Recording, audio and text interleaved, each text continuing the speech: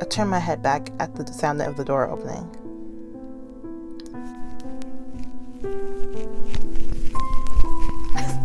Why is it always you? Why is it always you? Oh my god. We're back again to play some games. We're back once again with Dangerous Fellows. As always, we still have beef with Scarlet. But when do we not? And I don't remember her name. Judy is still missing. I couldn't remember her name for the life of me for a second. Still got beef with Scarlet. Judy is still missing. We think someone's running around the school. Someone that's not part of our group. And everybody is just... we're about to die. We're starting episode 11. If you guys haven't been watching my Mayday Memory, which is also by the people who create this game, y'all should check it out because it's also really good. Okay, this can be pretty handy. Oh yeah, we got that up. Watch an ad. If we can save our diamonds, let's watch an ad. Yeah. It would be the 7 deadly sins, but it would be. Ethan brings something with him from the back of the classroom. Oh, that looks like it can do its job. We call it a crowbar. I know what it's called. It's got blood stains all over, but Ethan doesn't seem to care. He's got gloves on. The first place I came up with was his library. That place had that strange experience of being chased. You ready? Yep. Ethan sticks the crowbar in the hinge. Crack. The door breaks open as Ethan thrusts the crowbar. It wasn't as hard as we thought. Exactly, I told you I could just kick it down. Ethan carefully leads me inside, holding up his crowbar. It's filled with a musty smell. Does anyone... I love the smell of new books. I don't know why I'm talking about this because it's the library. I love the smell of new books, but they give me a headache. If I'm reading a manga and just not putting it down, sometimes the smell gives me a headache. Even though I guess this is it. The coat of dust everywhere tells me that this place hasn't been used by anyone for a long time.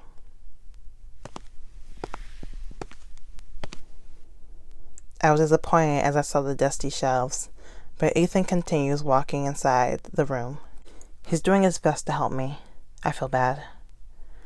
I shouldn't ask him to go back now. It'd be such a waste of his effort to open the door.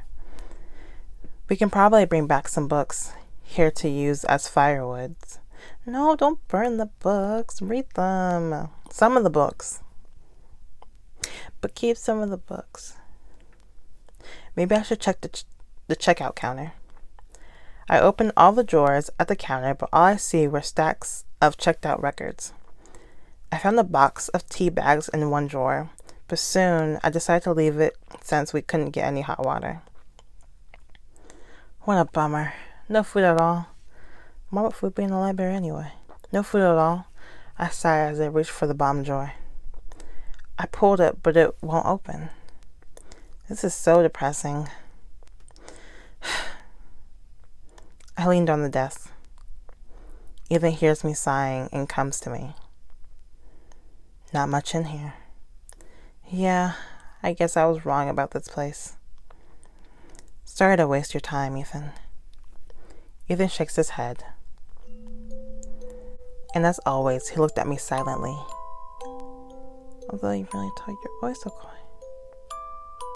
You're always so quiet, but... I feel quite comfortable around you for some reason. You know, it's weird. He tilted his head as if he was trying to comprehend what he just heard. Then he shrugs his shoulders and points to the bookcase across from us. I nod at him. I nodded at him with a smile and started walking towards the bookcase. Should we bring back some books while we're here? Yeah, we can use them as firewood. No, don't bring the books. Don't bring the books. Ethan follows me this time as I walk through the rows of bookcases. Some of these have plastic covers on them. Oh, these are new books, that's why. Ethan takes out one of the books. I just glance at it and flip through it. I walk over to the next bookcase. It's where the weekly recommendations are displayed. Some of them are quite old books. I took a few books off the shelf and held them in my left arm. Then I see the title of the book on top. The Reason of Hope. It's a pretty heartbreaking title. Ethan. Yep. You think there's hope for us? Well, I actually thought about that, after all these things began. I think hope is something what we build each day. Ethan scratches his head as if he's not used to talking about serious stuff. We're gonna be all wise. But what he said about hope is enough for me to start weeping. I've been bottling up my emotions, and what he said made me burst into tears. I really miss my parents and Judy. I'm afraid if there'll ever be a happy ending for us all. We'll be able to survive together? Ethan's words lingered in my head. Hope. What we have to build and make it happen. Are you crying? No. Don't look at me. Ethan looks confused. I shake my head and let him know I'm fine. I'm just getting emotional, that's all. Ethan patiently waits for me until I cry myself all out.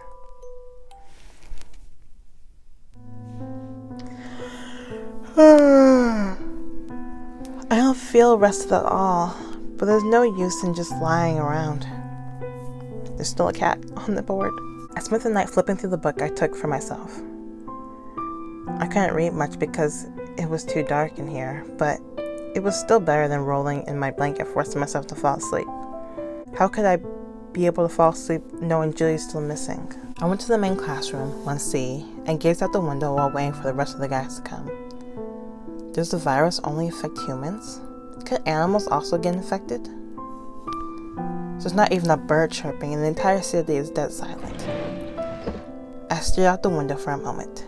Just then, I turned my head back at the sound of the door opening.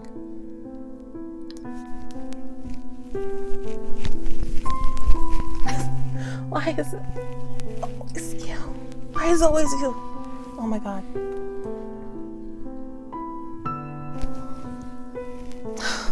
Why is it her?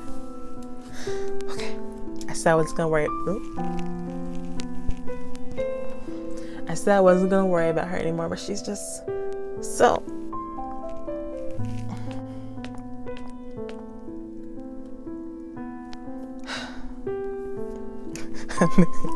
me and her had the exact same reaction. Ugh, calm down. Scarlett sees me and frowns as if she's seen something disgusting. She turns around and leaves. Thank you. Morning. Hey, where are you going? Hey, Scarlett. Lan turns back to follow Scarlett. Again, what is going on with those two? Why is he following her? Are they friends? Zion's moving really different nowadays. He's moving really different when it comes to Scarlett. He needs to know who the real one is. Not her. The real one. Follow me. Not her. My goodness. Wow. What a great way to start the morning. Did you get some sleep? What do you think? Well, I guess not. Looks like I'm not the only one Eugene's salty with. Hey. How'd you sleep? Not much. Well, I guess you really couldn't. Because my roommate's gone. Jeez, what the heck is up with that girl? What's up with you, Zion? What is up with you? She's not coming. Says she's too scared to be with her. Yeah, she better be scared of me. Because I still owe her a hit. I still owe her a punch. To the gut. So, she's absent this morning? So she's absent for the meeting? I guess so. It's time for the morning meeting. I waved at the people as they walked into the classroom. Lawrence waved back at me with a bright smile. I'm sure she knows that attendance is mandatory. What, are you gonna grade her or something? You're gonna mark her off? Sorry. But I guess we'll have to make an exception this time. You want me to go talk to her again? Just leave her. Just leave her alone. She'll come if she wants. Yeah, if. I tried to ignore what Jay says. No, I don't like Jay. I don't like Scarlett. Jay. I really don't like Scarlett. Jay. Or that other girl who's always like this. I don't know her name. I forget. But the glasses girl's fine. I tried to ignore what Jay says. Her. Haley. Yeah. Where's Ethan? He's sleeping in. That's so unlike him. I can go. I'll go wake him up. I thought Haley was going to say something. But Lawrence said, Haley. Is Haley trying to get my dude?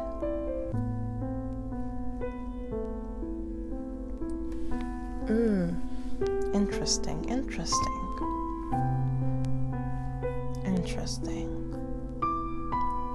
But Lawrence is already on his way to Ethan's room, and Haley disappointedly goes back to her seat at the back. A few minutes later, Lawrence returns with Ethan, who's still half asleep. Alright everyone, we're carrying out the search outside the campus today, and we need some volunteers. Normally, our main duties include patrolling the area and gathering food, but there's one more task added. We're also going to look for Judy while we're out. Even if she left here voluntarily, we should still confirm her whereabouts. Since she never said anything before she went missing. But please keep in mind that this is not our top priority, and I appreciate your understanding. Lawrence's eyes paused at me. I nodded my head lightly. I'm just feeling grateful that he mentioned her. You're coming, right? Yes, even if I have to go alone. Yeah, I really want to go. Even if I have to go... I didn't mean that. I really didn't mean that, but I wanted to look cool. Yes, even if I'll have to go alone. No, that's impossible. It's too dangerous. But I can see you're very eager. Make sure you stay with the group, okay? Okay, I will. Lawrence smiles as if he's relieved to know that I'll be able to take care of myself. Ultimately, it was me, Jay, Lawrence, and Eugene who were teamed up for the search in town. Lawrence was so kind to volunteer himself, although it wasn't even his turn this time. He always steps up and takes care of everyone. We all moved to the storage to equip ourselves for the search.